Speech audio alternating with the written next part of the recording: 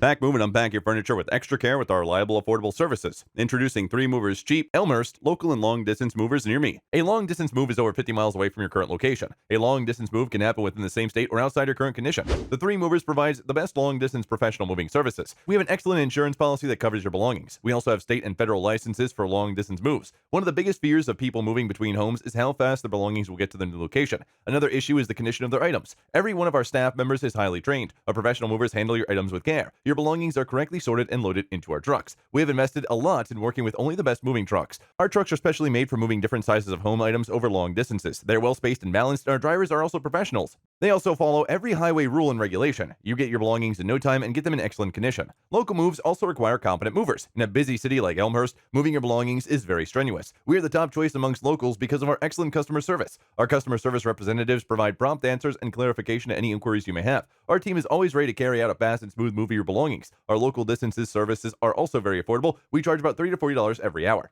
In addition to local and long distance moving, our Elmhurst moving business offers extra services from which to choose, which includes commercial moving, international moving, furniture moving, residential moving, military moving, as well as packing and carrying.